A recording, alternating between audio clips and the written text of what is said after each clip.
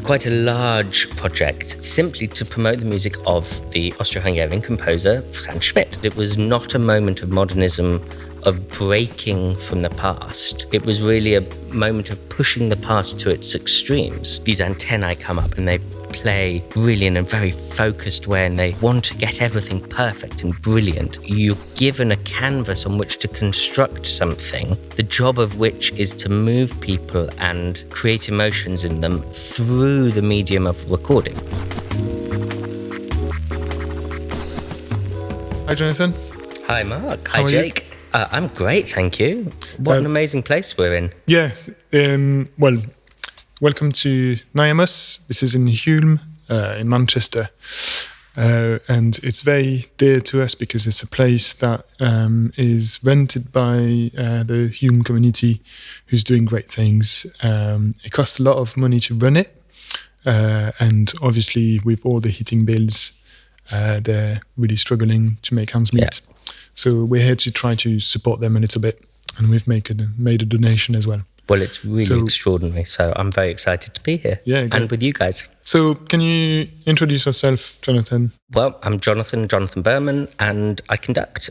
So I hold a big white stick in my hand and I wave at people, and somehow that makes music.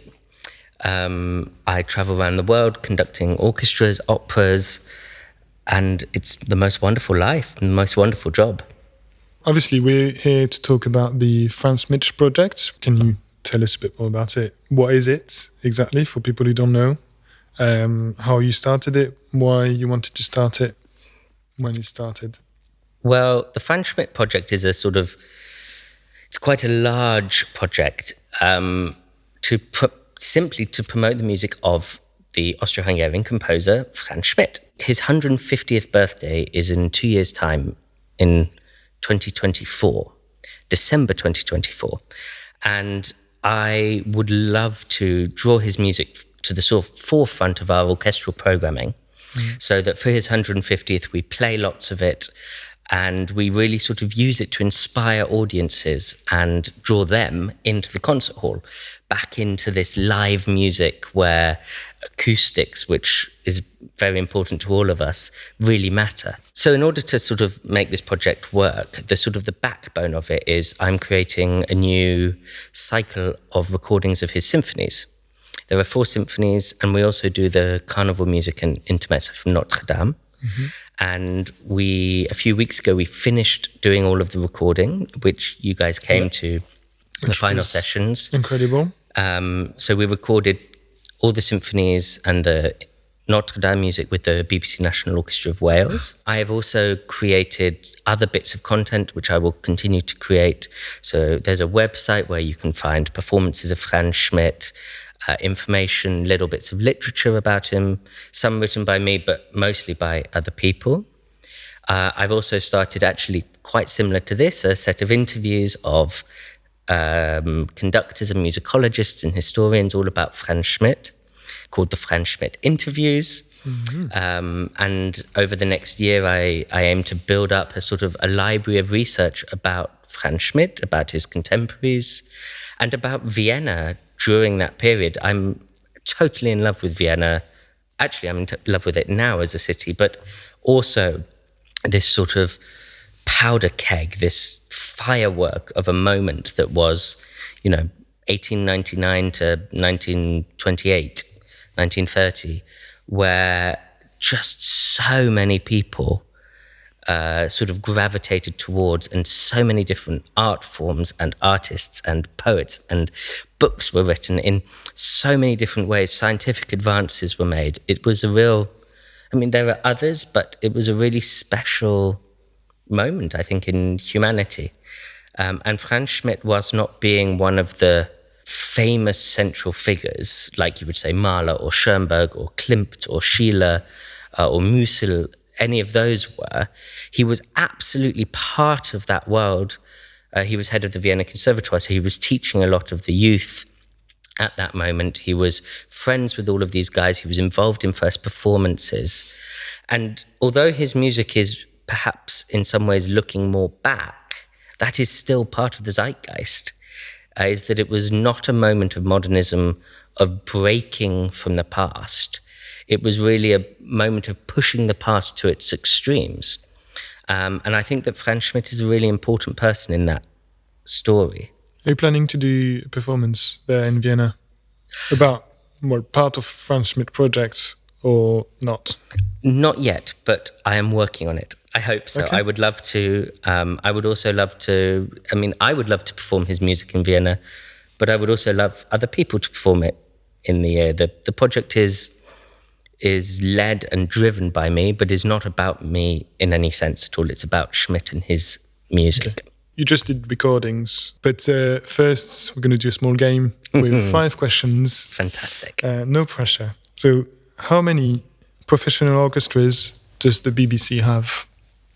Ooh, Scotland, Manchester, London, Cardiff. 5. Well, the answer is 5. Well, that's Wikipedia. When was the BBC now, so National Orchestra of Wales, was founded? I've no idea. My guess would be the 30s, maybe? 1930s? Well, it's pretty much there. 1928. 1928. Amazing. Obviously, we went to the Hodin Hall, and you went to the opening ceremony. I did. Do you know the sitting capacity of the hall? No. So it's 350. I was going to say 300. Something you know, I'm sure you know. Which instruments did Franz Schmidt play? Oh, he played almost all of them. He was a trumpeter, a cellist, a pianist, an organist. He conducted. He composed. He taught composition. He taught counterpoint. He ran the Vienna Conservatoire. I know these aren't exactly instruments, but there's a good list. That's a pretty good list. Did I miss any? No, but I've got only 2. So, and still Wikipedia, it's piano and cello. Yeah. I guess they were his main instruments. They were his main instruments, yeah. And he played them all through his life. The organ as well he played, and he wrote a lot for organ.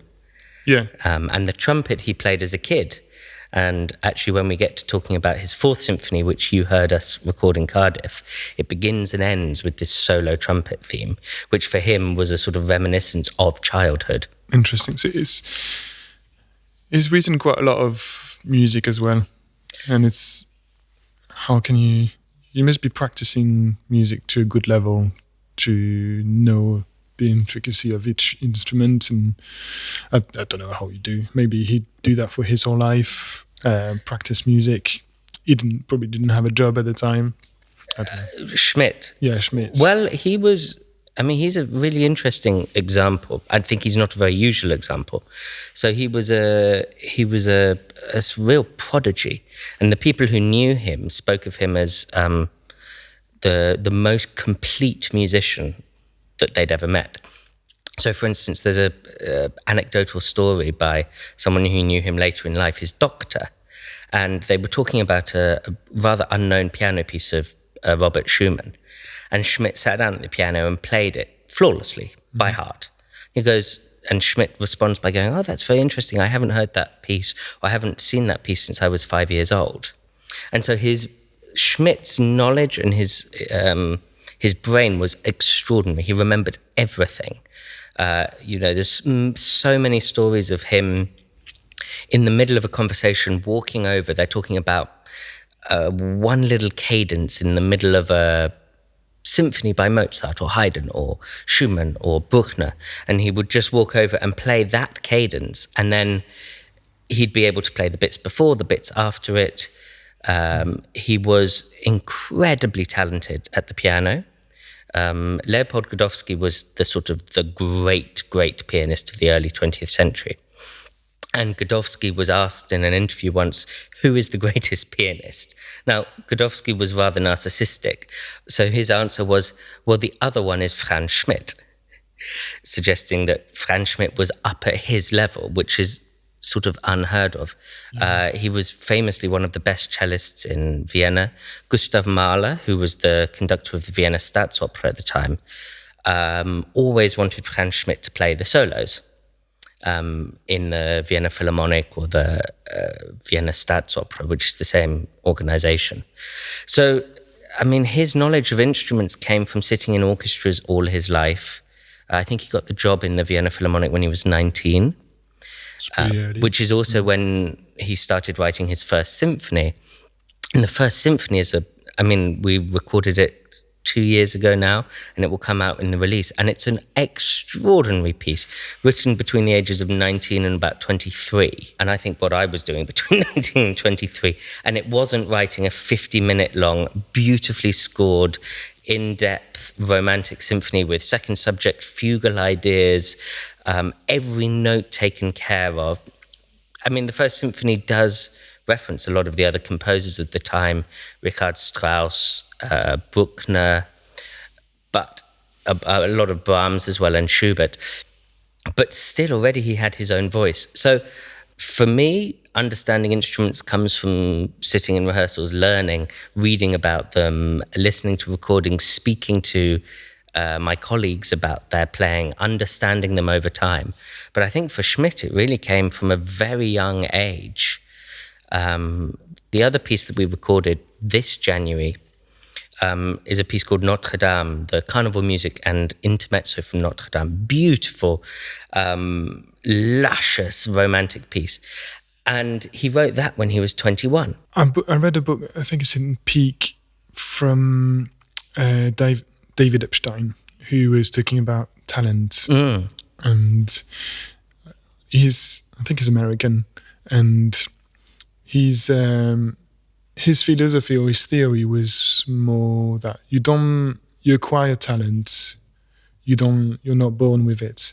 And there's a lot of anecdotes about about music and musicians.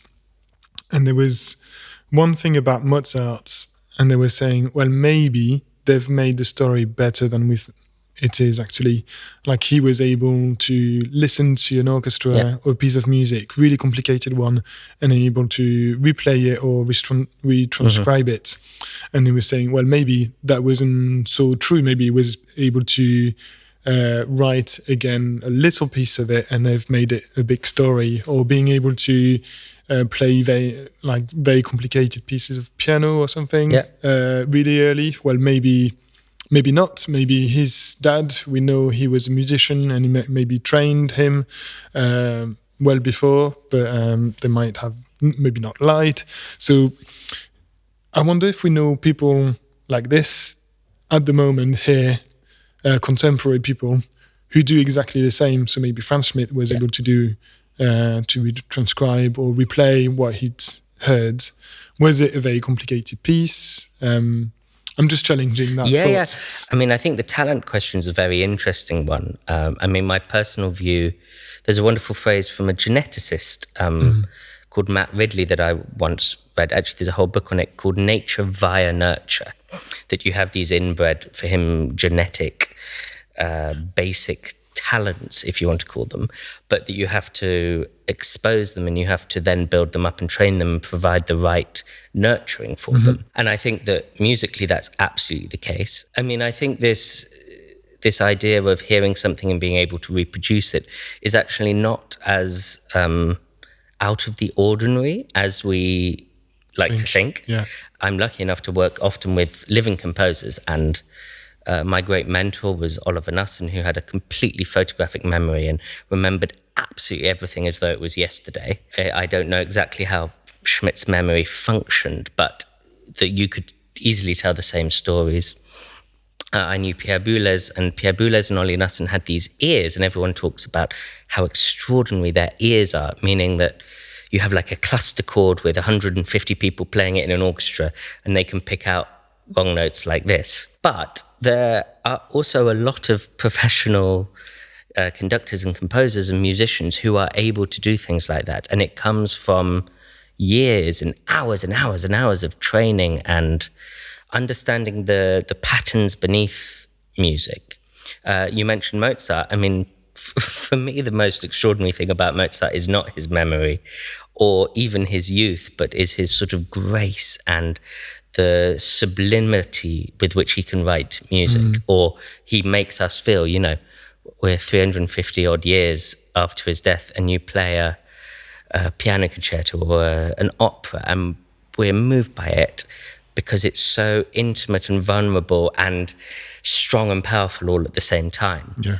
But I have no doubt that he could play anything he heard. But also he was, let's say 1770, you're in Vienna, and a lot of the music is based on similar patterns. You have harmonic music, you have sonata form, things reoccur.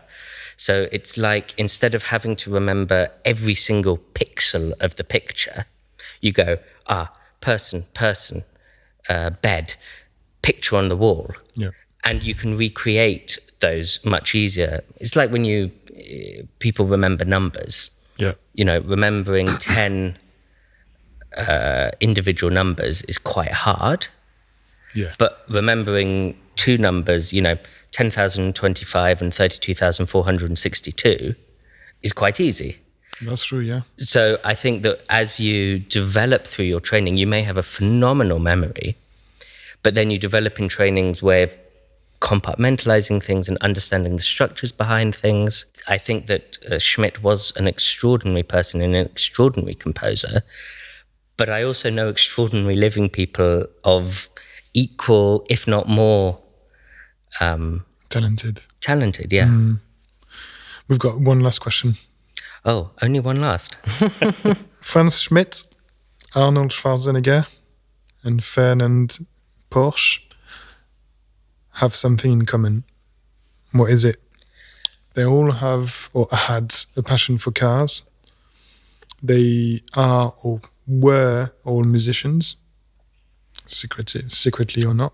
Interesting, I didn't know that. They were all or are Austrian. Mm-hmm. What's right? Oh, two of those are wrong. That's good, because I was about to say, wow, those are really interesting. I didn't know either of those. Well, they're all Austrian. Yeah, well, that's pretty easy. I was about to say, how do you know that Franz Schmidt has a passion for cars? I think I've read everything about him, and I didn't know that. Anyway, good, yes. You could have some secret passions. I have many secret passions, but maybe that's for a different podcast. Yeah. Interestingly, though, Schmidt, I don't actually know where Schwarzenegger or Porsche were born, but Schmidt was not born in what we now think of as Austria. Because back in the late 19th century, of course, it was the Austro-Hungarian Empire. Yeah. And he was born in now what's a little outskirt of Bratislava.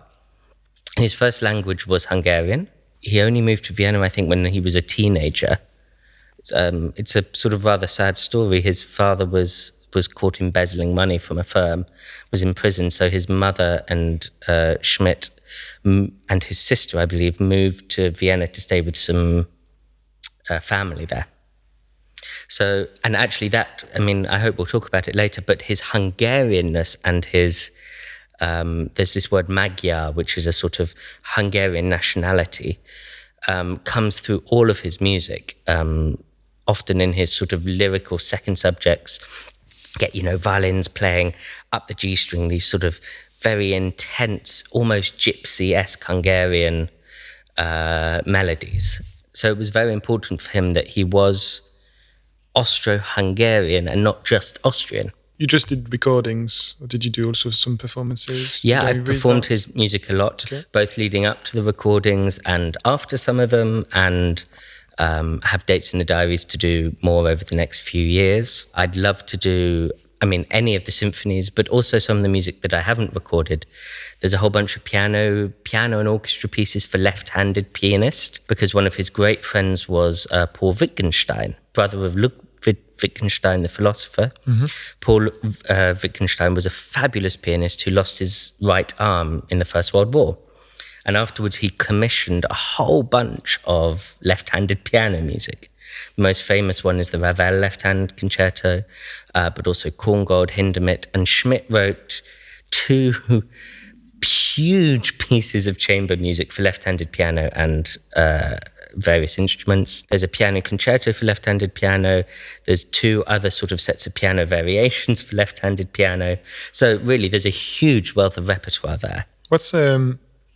It may sound a bit naive, but what's so specific about having left-handed piano pieces. Well, you can only play the piano with one hand. Yeah.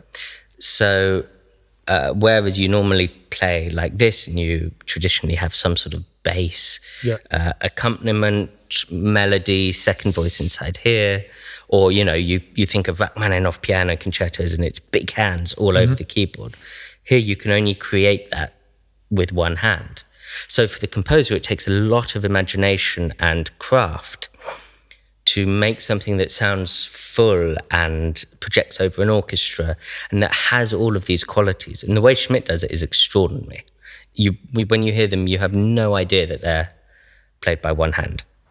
I think it's those kind of things that, I mean, obviously we had a brief introduction to Schmidt's music, which otherwise I may not have listened to hadn't I have come, but it seems from what you've said he was quite innovative, and especially given that he spent time writing music for a left-handed pianist, something which, like even guitars in the 50s and 60s, you didn't get left-handed guitars, so to be 30, 40 years before that, or even earlier, that he's writing music for a left-handed pianist is quite...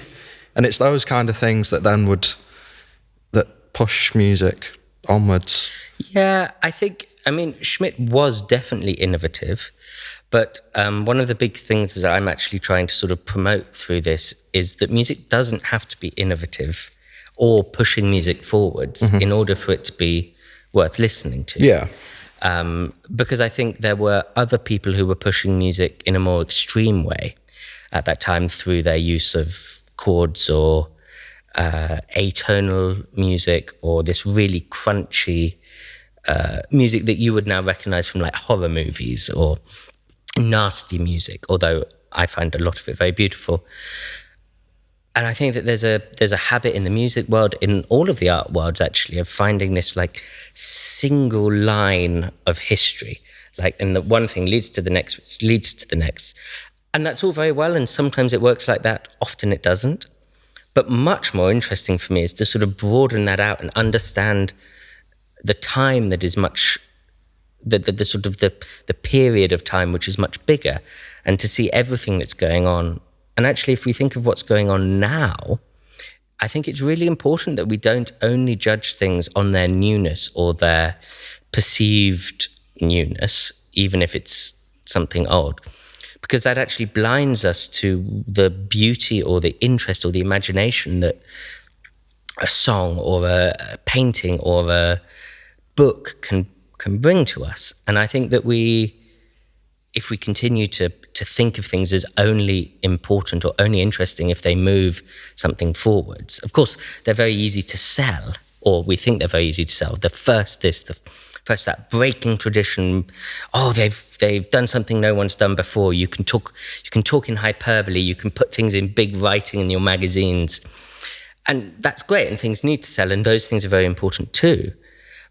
The things that are harder to sell are the things that are really beautifully crafted, that are taking time, that someone's whole imagination and their heart and their mind sort of become one. And that, for me, is what Schmidt has. He has this vulnerability, and every single note of his music is taken care of. I was lucky enough, I went to Vienna and I sat in the library for a few weeks and I went through all of his manuscripts. And they are incredible because they look a little bit like exercises. So, he writes a little melody and then he gets it a little bit better and a little bit better. And by better, what I mean is there's like a gravitational pull. So you get a note and it falls and then it has to come back up and it falls again and then it drags up and then there's a tension created and then there's a crash to the bottom. And all of his music, in every single line of his music, so not just the melody sounds good, but you take the viola part or the second clarinet part or the double bass line and you play it by itself, as you maybe heard when we were rehearsing a bit, and it's a beautiful melody. And I think that is something really important at this moment. We're diversifying, and it's a beautiful thing. We're diversifying in so many ways. My God, we need to, and it's well overdue. But I think one small part of that also needs to be a diversification and of getting away from everything has to be new and moving forwards. One question I was wondering is, what's your relationship with BBC Now Orchestra? Do you have to pick a very specialist orchestra, or any orchestras, BBC or other orchestras, could play Franz Schmidt? Have you got a relationship with the BBC Now Orchestra? Yeah, so I actually have a very long relationship with the BBC Now. I've been going there for over 10 years now. Okay. I started off as an assistant. My teacher was their principal guest, conductor Jacques Van Steen. And I went there really as part of my studies as a 20-year-old, as a 21-year-old. And I helped him with his rehearsals, and I listened, and I got to know the orchestra. I went actually even before the Hoddenot Hall was built, and they had a studio in Llandalf in sort of North Cardiff. And we used to go there, and Jacques would take programs, and I'd rehearse, or I'd listen to his rehearsals and learn a lot. And then that went on for some years. Then they moved to Hoddenot Hall, and Jacques was there, and we were there at the opening of that hall. Then a colleague, a friend of mine, actually very sadly fell ill and couldn't do a concert 6-7 years ago. And they called me in completely last minute. A really tough program of new music, a suite from Ryan Wigglesworth's opera, a piece of Alexander Ger's, and a huge oboe concerto by John Woolrich. And it went really, really well. And then we started to form this relationship with me as the conductor, and I did a bunch of things, some concerts, some recording sessions for the BBC. And so when I was putting this project together and thinking about which orchestra I wanted to do this project with, the BBC really sort of came out forefront because I knew them very well. I loved the time that they had. They're a very focused orchestra. They're incredible when the red light comes on. I mean, there's sort of these antennae come up and they play really in a very focused way, and they want to get everything perfect and brilliant. The red light made me feel anxious because I felt like when, obviously in Cardiff, when it went on, you can't do anything, you can't move. No, it's terrifying. The red light, for those who don't know, I'm sure you do from studios, is in the middle of the orchestra and on both the walls. Whenever the record button is pressed, these big red lights come on. And you know that these microphones are picking up every single sound. I mean, even breath or rustling of clothes, or you move your feet on the ground, you turn a page, pick them up. So there's this, I suppose it's a tension, but even more it's a focus that comes down when the red light goes on, much more than a concert even. Because in a concert, there's a flow, and you've got all of this ritual of warming up, of putting your concert clothes on, coming out onto stage, tuning up, sitting down, lights go down, and then you start to play. In a recording session, you have to find that extreme level of hearing, of sensitivity, of playing, of relaxation as well. And you find it for anything from 2 minutes to 50 minutes. And then the red light goes off and you talk and you do things again, and it comes back on, and immediately you've got to be there again. So it's a real craft. And the BBC Welsh are an incredible recording orchestra. Radio orchestras, so orchestras that play for the radio often. So the BBC orchestras, or in Germany, the Rundfunk orchestras, or in Paris, the radio orchestra. They're all around the world. In Vienna as well, the Vienna Radio Orchestra. They sort of train this approach to playing with a red light and performing and knowing how to take risks as well. Because if you want to play perfectly, that's one thing. You play safely. But that's not making music. That's not bringing it to life. So you have to take risks. And that was that sort of training and craftsmanship of recording. Also, some of the personas, they've got phenomenal wind players in Cardiff. They've got a great bass section, and they've got the Hoddenot Hall, and wonderful strings. They're two leaders. We have two different leaders. for the violins, the violas, the cellos, and the basses are all beautiful players. So I really knew that we had a team that would really commit and almost, I hope, relish the opportunity of really getting into an unknown composer's music. We had to work very hard at finding his style, at finding a way that the notes pop off the page. Schmidt doesn't necessarily write everything that I think needs to be there in the music.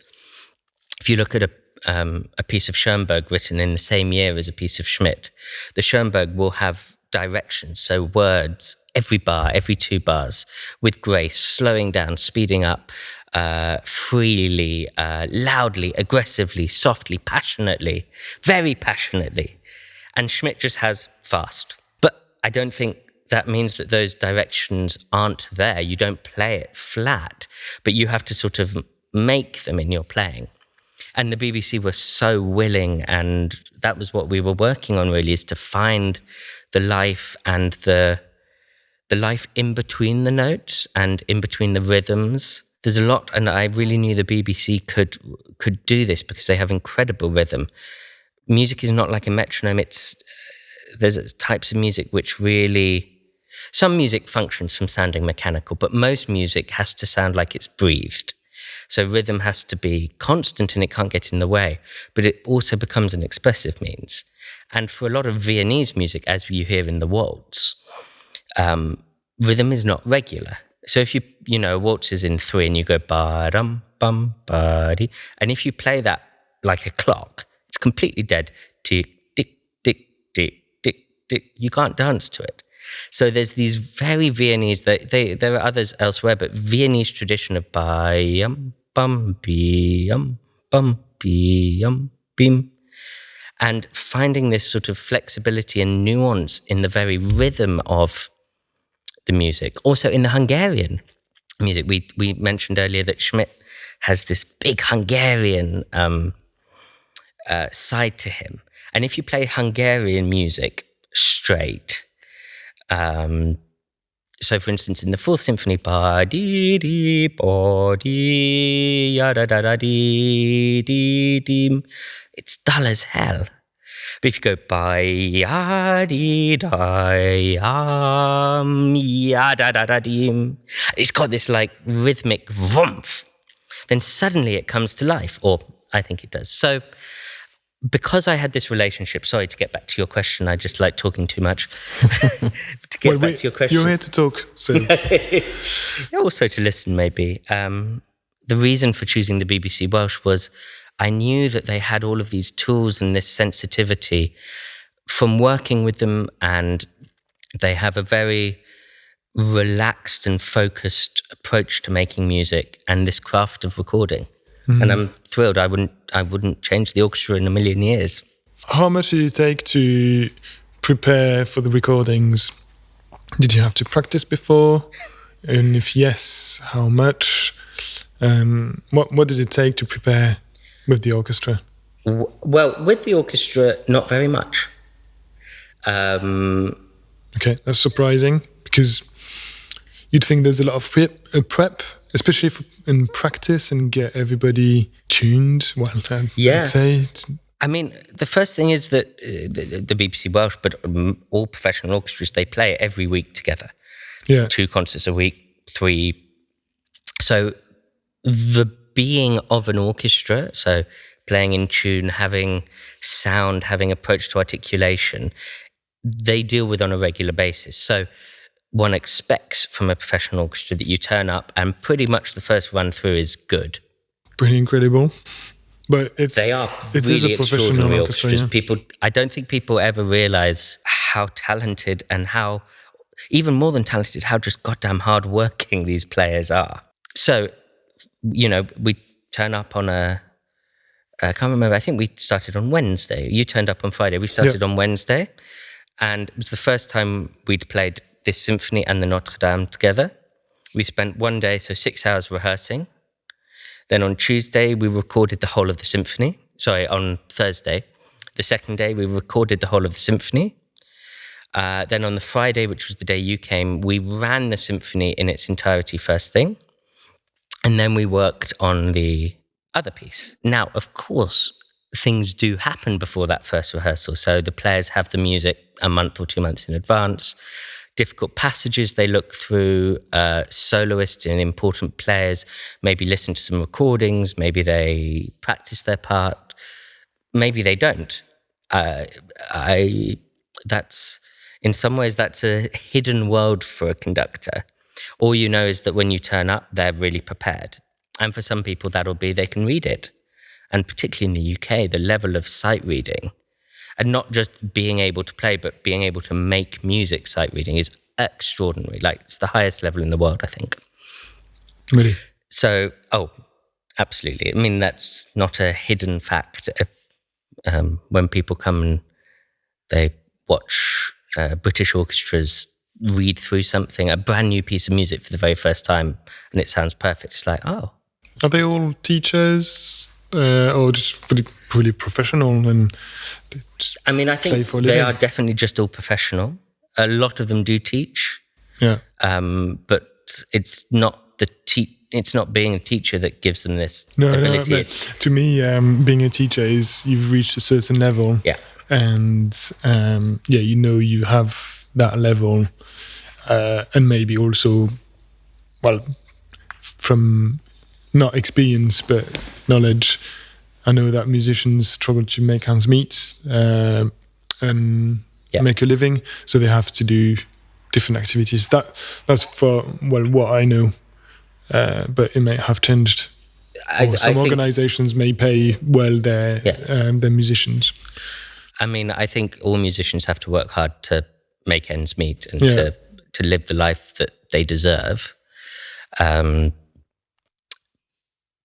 a lot of them teach, and I think those who don't teach maybe do other things, or they don't for some reason. But every single person in an orchestra in the UK could teach and has a lot to teach people.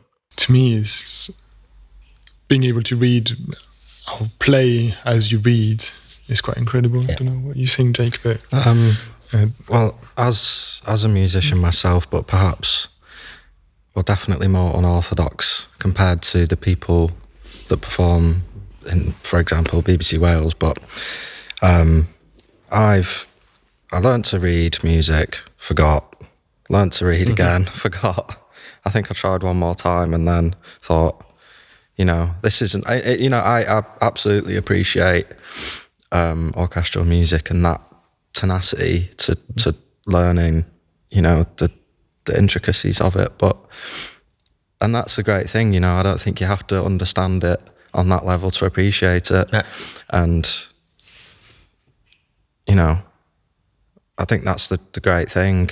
You don't have to understand, a great movie, how that's made to appreciate it. And of course, there's this hidden sort of world of orchestras, how professional and the dedication, but just to sit and listen is, I think that's brilliant. A really important thing, and I'm thrilled that you think that, because I talk about that a lot, because I think in the classical world there is this misunderstanding that you need to know something in order to enjoy the music.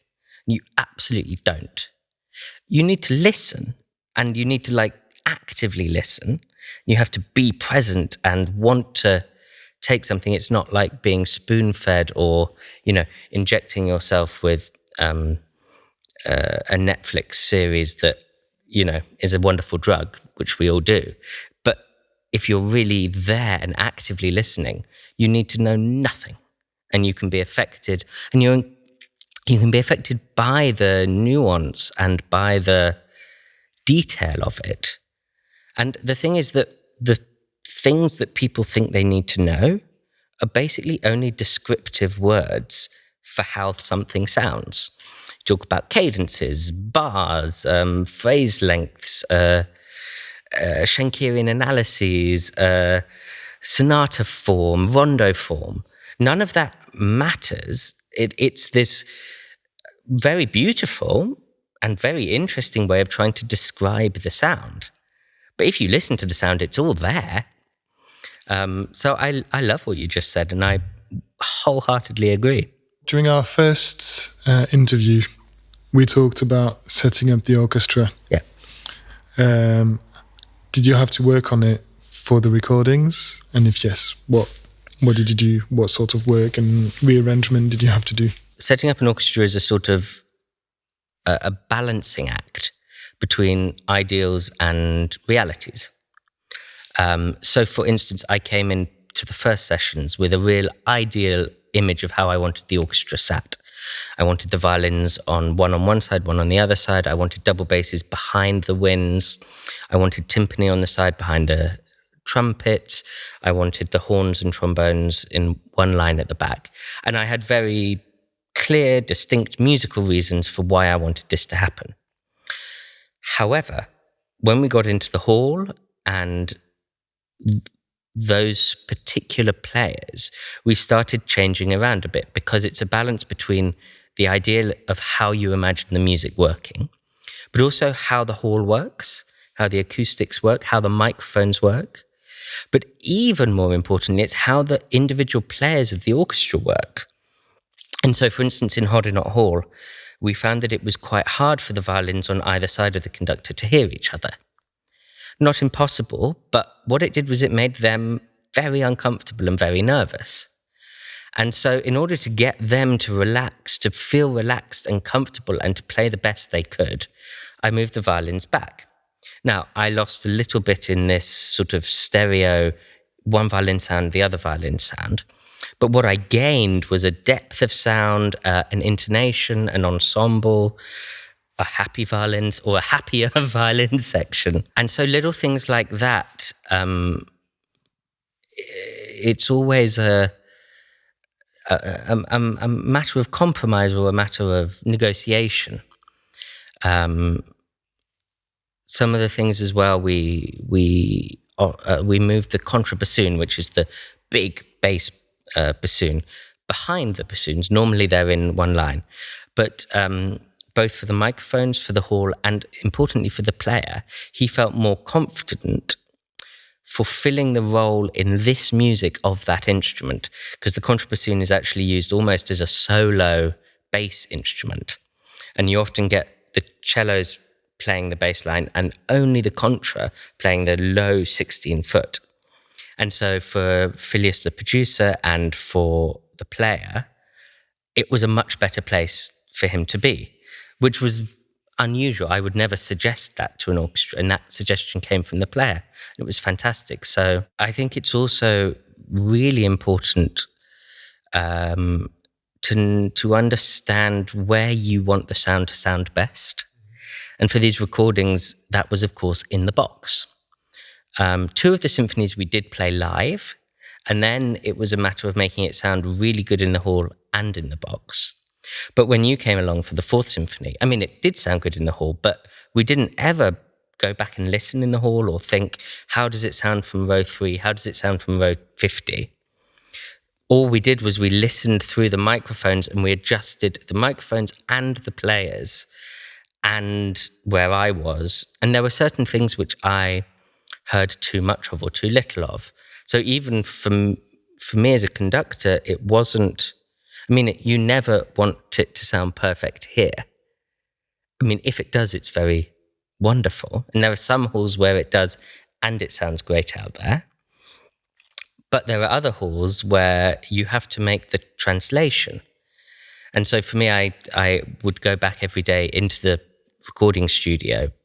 So we have a main orchestral studio, and then behind there's a recording box with the sound desk and speakers, and to speak to Phillius and to listen to the sound so that I could then make the translation in my head. So I'd know in this passage I need much more viola than sounds right, because in the box that will sound good, or I need less of that, or I don't need to worry that I can't hear the harps because they're picked up really well in the box. One thing really striking during the recordings was the difference in dynamics, and that's what we talked about. Yeah. You could perceive much more dynamics in the hall, but it was clear, but not as clear as in the studio. Yeah. And in the studio, there was way less dynamics, but you could understand or hear better every instrument. Yeah. I know you also mentioned, or we mentioned, that Holding a Hall is probably best for recording and rehearsing, not so much for performance to an audience. I mean, have you been? So I have done concerts, and it's lovely for an audience. You feel very close to the orchestra. It's quite a small hall for a concert hall, so you get this very immediate sound. It's very sort of crisp and clear. And I've both sat in the audience there and I've done concerts there, and it's wonderful and it's a great experience. But it's built as a recording studio, and so it sounds best, or it works really, really well in the box. But I mean, we were chatting about this. Recording is not live music. It's a reproduction of live music. And for me, it's actually almost a completely different art form. And classical music in particular, but other sorts of music, but classical music in particular, is a live art form. You need to hear it in an acoustic. You need to somehow hear the wood of the violin vibrating and the wood of the hall or the wood of the seat vibrating. And you need to be there surrounded by living people in silence and in darkness, and sort of you soften into the experience and your ears go out onto the stage. And that's where you get this incredible, tangible, almost, well, definitely physical connection with the musicians on stage, with the composer. And it's like you build this bridge between you and someone who is different from you, who is another. And I think that's really unique in classical music. And I think the more that we fight for that and show it and draw people into that, the stronger classical music will be. Of course, recording then is something different, and something is absolutely lost. I 100% agree, and I didn't go into these recordings trying to emulate that live performance, because I don't think you can. So before doing this, I thought long and hard, and I read a lot about the philosophy of recording and the experience of recordings, and I listened to, I've always listened to recordings, and I have thousands of vinyl LPs and CDs, and my flat is basically books, CDs and LPs. You think I'm exaggerating? I'm not. Literally piles everywhere. I saw a glimpse of the room, of your office. It's a bit mad. But I really wanted to have a meaning and a reason for creating these recordings. And actually it was very interesting going through the process that for the different symphonies that changed depending on what the symphony was expressing. What you do in a recording is that you're given a canvas on which to construct something whose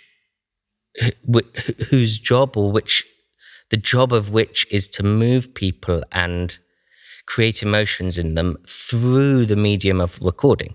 So what you can do is you can balance things, you can create, I want to not use the word perfect, because perfect in recording is actually a bad word, but really consistent lines which are unbroken and uncompromised at all.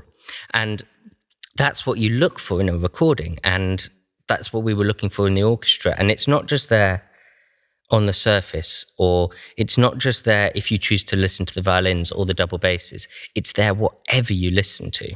I don't think I will ever live up to that ideal, but it's something to really aim at, and wherever we come will be strengthened by that. One thing I was quite interested to know is, obviously, because we acousticians suggest a lot of options and variable options for acoustics. Uh-huh. How did you work on the acoustics of the Holding a Hall during the recordings? There's quite a few options. Obviously, there's the curtains all around the stage. There's more curtains at the back. There was some sliding panels as well as at the top. And there's diffusion on the walls all around. So that's pretty good for the the musicians, but also to avoid any flutter echoes. And yeah, so it would be quite interesting to know how you use it and if you use it, because we do think a lot about it. We do a lot of calcs, but how much do you use that? I mean, absolutely we used it. I mean, the first thing is that it was super important for me that these recordings sounded like they were in a space, that they're not, I didn't want a completely dead room and then you add reverb. So there were no sort of added effects or, electronic additions or things like that. So I really wanted to situate the orchestra in a space. And Phillius, our producer, gets this extraordinary sort of three-dimensional sound where you really hear the strings, the winds, the brasses, the timpani, and you feel like there is real distance but closeness at the same time. Often, when we were sitting there, I would talk about, do you think we could move the sound so that the person listening is sitting 3 rows forward or 4 rows back? Or that's how I talked about it. So within the Hot or Not Hall, we talked about, for instance, we opened the curtains because we didn't want the deadness. We wanted the liveness of the hall. For some of the symphonies, but not all of them, depending on the size of the orchestra, we opened the big shutters at the top to again create more volume and more reverberance in the space. But a bit like the orchestral seating, you have an ideal sound in mind, and there are various paths to get there. And changing the acoustics of the hall is, of course, one of them. But, of course, another of them is you play differently. And another is you microphone differently. So it was very much a sort of a negotiation between all the parties and working out what, again, made the orchestra feel most comfortable, working out what made the microphones sound best, and what made the space sound best. And if you had more time, you might experiment with different ways of getting the same result. But I think the control is very important, because you change the playing, you change the microphones, and then you're left somewhere and it's like, I still can't get this. Okay, let's open those. Okay, then you change the playing, you change the microphones. We've got it. So, of course, the hall is the biggest thing and the slowest thing to move. The players are the quickest thing to move. So you start with the players, then you do the microphones, and then you do the hall. So having that flexibility is hugely important, almost even if you don't use all of it. The other thing that was quite striking was the size of the volume of the Hot or Not Hall. Yeah. And we don't see it because there's the reflectors, the overhead reflectors in the way. But when you go on top of the audience and you look at the volume, it's just massive, and it feels like there's even double volume from the floor to the reflectors. You feel like there's the same height above, and it's so important to control the volume of the orchestra.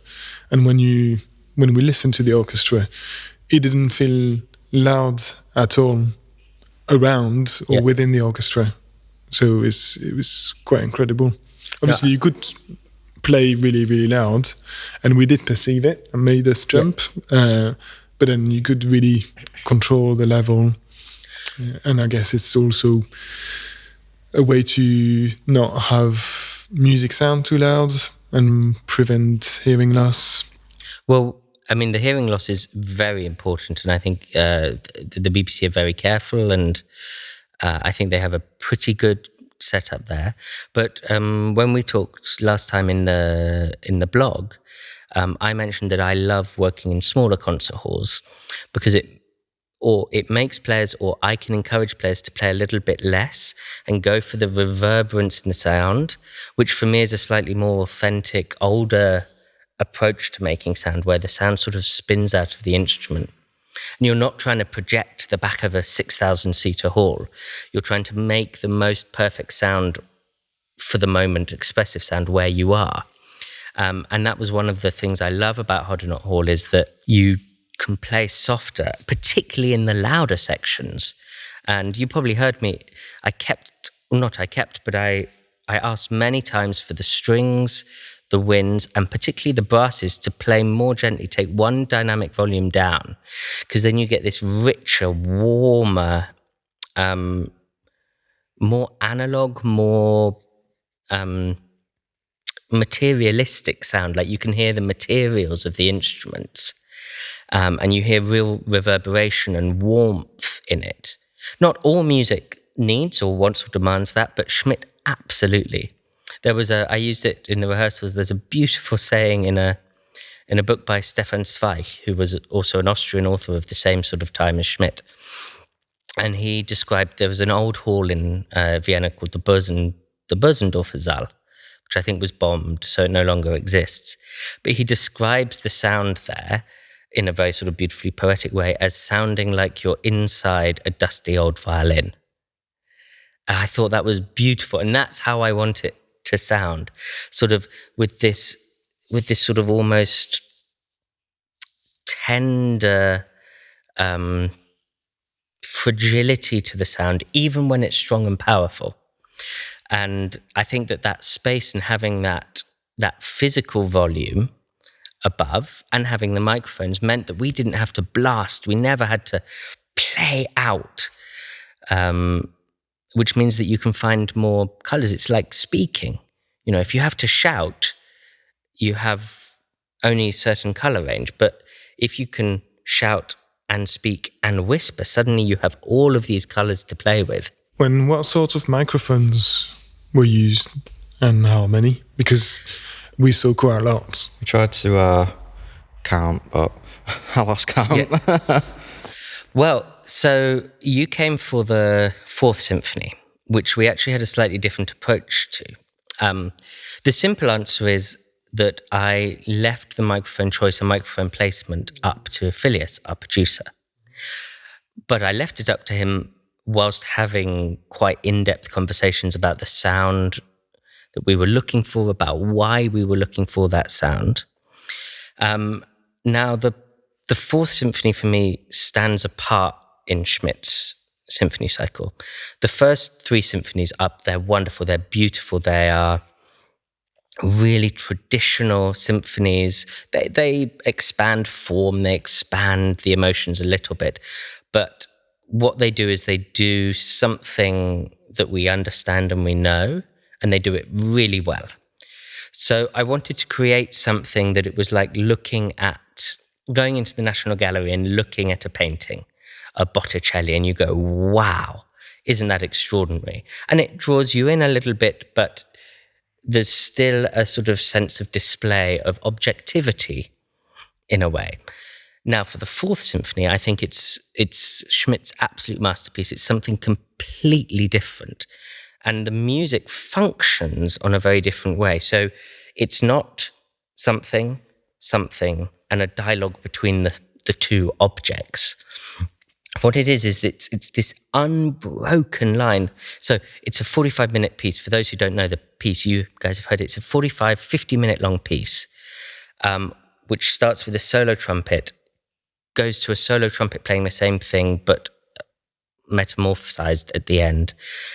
It was written after the death of Schmidt's daughter. She was giving birth and she died, although Schmidt's granddaughter, interestingly, survived. And it's deeply emotional, and it's this sort of almost stream of consciousness outpouring. It has forms. It has, on one level, it has a traditional 3/4 movement form. But for me, what I wanted was, what I want in the recording, and we'll see, I haven't yet heard the edits, so we'll see whether this works, is I want someone to turn it on and be completely sucked in and feel completely immersed in the world that is Schmidt's Fourth Symphony, and for it to take them, almost grab them by the scruff of the neck and take them from the first trumpet solo to 50 minutes later and for it to sort of resonate inside them. So, coming back to your question about microphones, I spoke to Phillius about wanting to have a much more immersive sound, a much more visceral sound that sounds... So on one level, it sounds much closer. So we close mic'd things more. And I believe he also mic'd things sometimes from different angles so that we can slightly mix the sound and create this sort of more acoustic version of the sound in a funny way. We have yet to do the mix, so it'll be interesting to see what we eventually choose. It gives us a lot of options. But as a sort of an aside, you said you saw lots of microphones, and there were lots. In the edits that Phillius gave me, so after each day he'd give me takes so I could go and listen and see, he gave me only the stereo pair. And he created in that stereo pair exactly the sound that I wanted. So we will see how the discussions go over the next few months, but we may end up, even having had all of those microphones, of just having 2 or 3 microphones, maybe with some additions. My first conversation with Phillius, and one of the reasons why I knew that... I was going to ask you about him. Oh, yeah. But, yeah, go on. Why I knew I wanted to work with him was that we were speaking about recordings, and I said, what I really want to do is I want to create a recording like the old Mercury Living Presence recordings. Now, Mercury Living Presence were created by a company in the US in the 50s, and they used 2 or 3 microphones, positioned often sort of above the conductor's head, maybe a little bit back. And they used these microphones, the Shop's M201s. I think they're called something different in Europe and the US. And anyway, Phillius knew exactly what I was talking about. He goes, oh, I love the sound of that. I completely get it. And they create this sound where you feel like you're at the point of contact on the instrument. So you feel like you're on the string. You're at the point of the hair on the string. You're in the reed of the instrument. But at the same time, you're observing that particular point from a great distance. There are lots of great recordings, but I have never come across anything quite so visceral but spacious at the same time. And that's what I really, for all of the recordings, but then the fourth really quite extremely, I wanted to create that. How long have you been working with Phillius for? And I presume he's not part of BBC Wales. No, Phillius is part of Accentus Music. So Phillius is our producer. He comes from the record company, which is Accentus Music. They're based in Leipzig. Phillius has a team of engineers and they're an incredible team. They all do everything, actually. And they all come from Lithuania. He has a studio in Lithuania. The producer's job in a recording is to set up microphones, to create the sound, to work during the sessions on the mechanics of the recording, but also then to lead us, the conductor, the orchestra, through the recording session. So he's the one who we trust with knowing whether something went right or not, because he hears it in the box. And when you perform something, whether it's a short bit or a longer bit, he'll go, oh, I need that again, but horns, could you do this? Or violas, could we have a bit more? Or can we make sure that the third beat of this bar is really together? Or he might ask me, Jonanthan, do you think that was okay? Or I will ask him, Phillius, did we get that? Or I'll say, I think we can do that a bit better. Or sometimes I say, Phillius, that was a really good take. And he's there in the box, and we have this little speaker in the orchestra, and it feels like a voice of God because we don't see Phillius. And he just sort of speaks from above and goes, thank you for the next section, Yeah, quite intimidating the first time I heard him. I thought he was telling me off or something because I had moved during the red light. But I love working with him. He's got phenomenal ears, not just for the details of recording and the details of what's together and in tune, but for actually the music of it and the line, and the music has to feel alive. Otherwise, why bother? You don't want to create a perfect jewel box which has no life. It's got to be lived by us performing, but also by the people listening. And we had long conversations about that. And he was great in the sessions at really sort of saying, okay, that was perfect, but now let's take some risks, and knowing when to do that and when to just get things right. And yeah. One thing I noticed, and I was not expecting this, was that you were recording in chunks. Yeah. Not in one go. And there was quite a lot of few small chunks. So I guess it's Phillius' job to stick everything together. But yeah, I wasn't expecting this. The chunks work on lots of different levels. The first thing is it's a sort of concentration thing, and you can be really clear about what it is you're going for, and you play it 2 or 3 times, and you get into that moment when you're 2 minutes or 3 minutes, and you know that you're making this shape and that shape, and you can really sort of warm up into it. It's a bit like before playing sport, you warm up, or you might take a shot 4 or 5 times and then you're ready to do it. It's the same sort of thing. The second thing is that for the instrumentalists, Schmidt's music is really hard.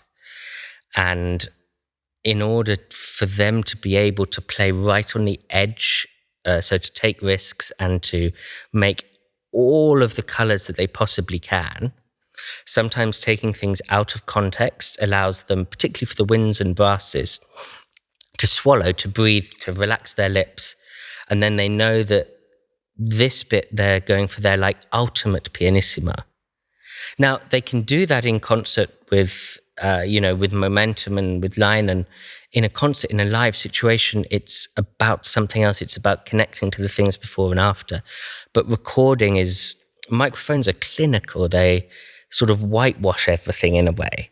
So you have to work even harder to make colours and phrasing.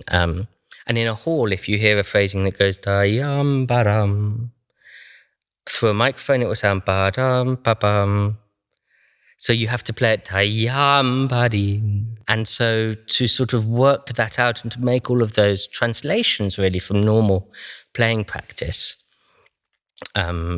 into chunks for just stamina, for fitness, for concentration. Great. So when will the album be released? October. Okay. October. We've got, there's still a bit of work to do. So we've recorded everything, but we now have to edit it.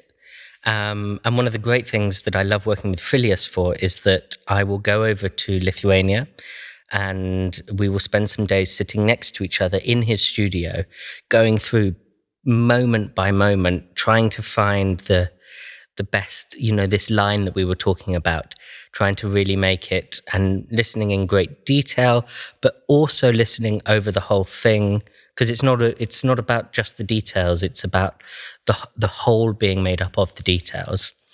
And then I have asked an Austrian photographer, Christina Feldhammer, to take some photographs of Vienna and the surroundings and the nature around Vienna, which was very inspirational to Schmidt. And so she will create a front cover for the CDs, also hopefully some shots for a little exhibition, and I'm hoping to put an exhibition of that up in Vienna and in London, sort of combining Schmidt and the photographs. I've worked with her 2 or 3 times before. She's an extraordinary analog photographer, and she does all her work in the darkroom as well. And it's the approach and the aesthetic to creating. She creates these tangible photographs, which is exactly what I'm after in my recordings as well. So I'm hoping we'll get some really beautiful, meaningful photographs. We're reaching the last part. Oh no! The podcast. I know. And it's generally what's your favorite venue as. And I know we've already discussed it during our interview on the blog, but it would be quite interesting. Maybe you've got some dates updated preferences. Ooh. So, what's your favorite venue as a conductor? I think I have to go with my answer from last time, which is Snake Maltings. Snake Maltings is the concert hall of the Alba Festival, and it was built by Benjamin Britten, or rebuilt by Benjamin Britten. And it's an old malt house, which has been turned into a concert hall. It's incredibly simple. There's no ornamentation. There's no fancy gold. There's no... there's nothing fancy about it at all. But it sounds incredible.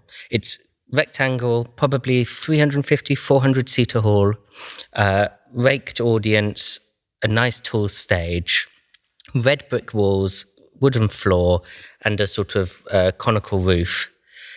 And if it's empty, so when you rehearse in there, it's so hard to play, and it's over acoustic, and too much reverberation.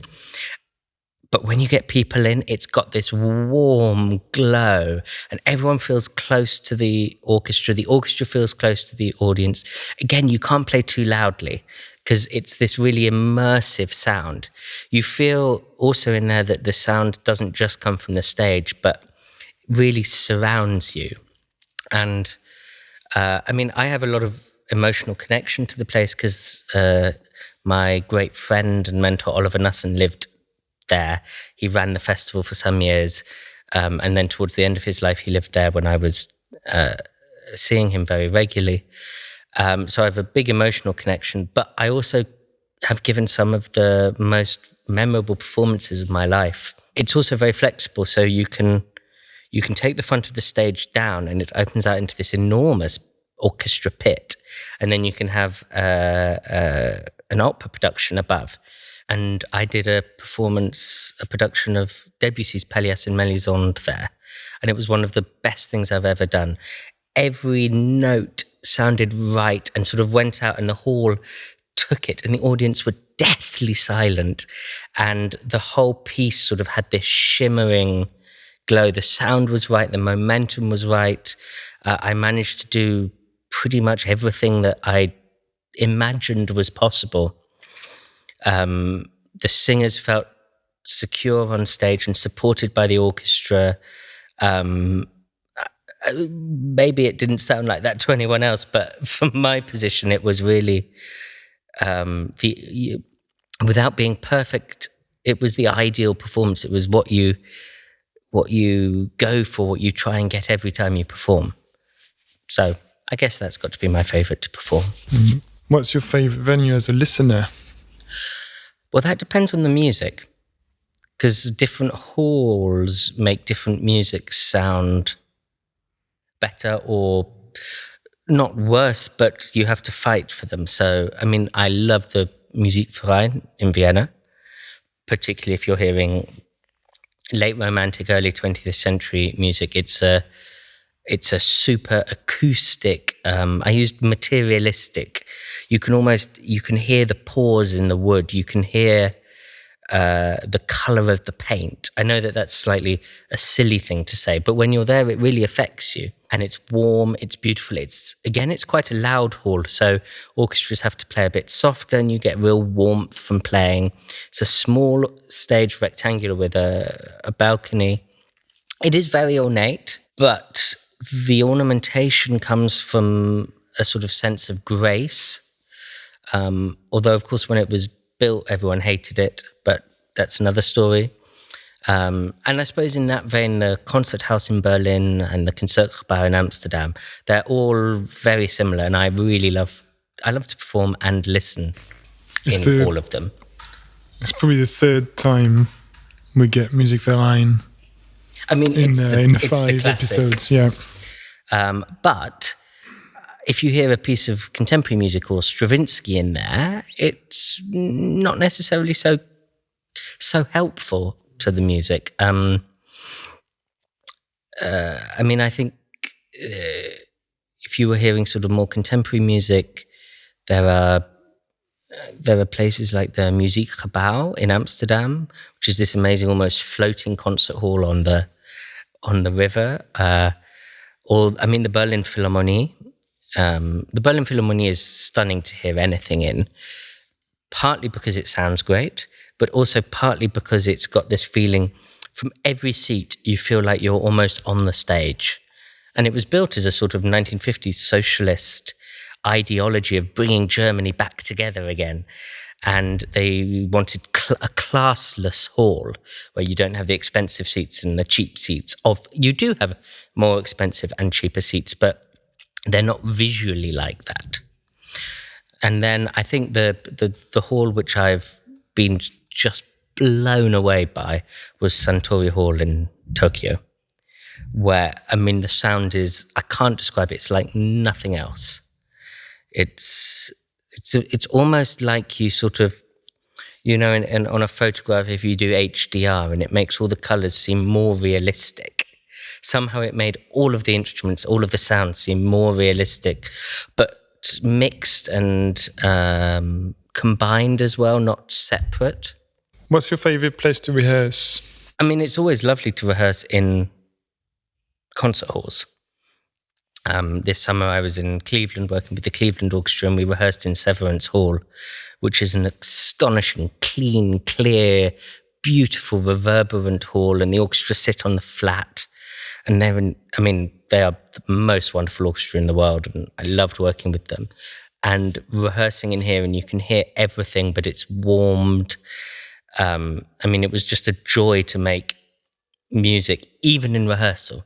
So even when you said, can I listen to the second violins just play this little moment? We did Schmidt's Fourth Symphony, actually. Even, you know, and you just get this wonderful, homogeneous string sound in this beautiful hall. It's almost like the hall is wooden as well, but it's almost like it's made out of tiles, sort of porcelain tiles. So if you imagine a sound that's slightly shiny but not hard ever, absolutely wonderful. So, I mean, that was the most luxurious place I've ever rehearsed. Well, it sounds like you've played and you've performed more in a lot of really nice places. But where would you love to perform and you've never performed in? I've never performed in the Musikverein, and I would love to do a Franz Schmidt symphony there, because that was Schmidt's hall. He was the cellist of the Vienna Philharmonic, so you play his music and he would have been sitting just there in front of you. And I think the size of it and the warmth is exactly perfect for this music, because it was written for that hall and that orchestra. There are many halls which I'd love to go to. There's a hall in Iceland, which has this huge glass front. It looks extraordinary. I've never been to. There's a hall in Beijing, which looks extraordinary. If I'm honest, and I'm sorry I'm saying this on an acoustic blog, where I want to perform is the people I want to perform for and the audience. And I want to perform for people who listen. And some of my most memorable concerts have not been in the best halls. Some of them have, but some of them have been small audiences.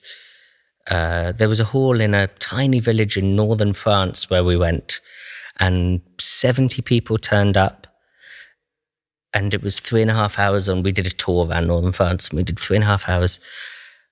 But this was their music, and they listened with such intensity. And we played because that was really for them. And, you know, it's nice to play in big, fancy, shiny, beautiful sounding halls.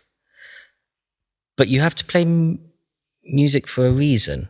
And I take a lot of pride about doing things meaningfully and having an audience that is willing to be affected, or having a way to affect the audience is really special. Well, thank you very much, Jonanthan. It's been lovely. Thank you. Hopefully you're not too cold. Not at all. But yeah, so how can we get in touch with you if people want to reach out to you or follow you on Instagram? Well, yeah, actually, it's funny you asked that, because actually this week I've just launched my Instagram, which sounds awfully narcissistic. And there is a side to it, which is, you can follow me, see where I'm performing, see what I've done recently. There's lots of great pictures of the Schmidt Project, little things. I've got some manuscripts of Schmidt up there, and also some other hobbies of mine. And of course, you can message me there, and I'm not fancy. It's all done by me. So I will write you back and will love to hear from anyone about any questions that come up. But also, more interestingly, everything I do is about trying to draw people into music and to really listen to it and to sort of see what an extraordinary, unique thing classical orchestral music, classical opera is. And so I've started a little series of very silly little videos. They're called musical microdosing. And they're about 20 to 40 seconds of a moment of music. And I've sort of animated them with like neon 1970s, Fear and Loathing in Las Vegas type ideal, but to try and draw out some of the structures in the music. And there's everything from Purcell to Schmidt to Debussy, but also to Nussin and Elliott Carter, and some composers you will have heard of, some composers you won't have heard of. And I'm trying to release a few of these every week, and I'd love people to sort of listen to them and maybe then go and find the piece or find the composer or go, oh, I hated that. And it's fine. And you've spent 20 seconds and seen something funny and silly and maybe found a way into a piece of music that you wouldn't have done before. Thank you very much, Jonathan, again. Thanks, Jonathan. Not at all. Thank you, guys. See you later. And thank you for bringing me to this extraordinary place.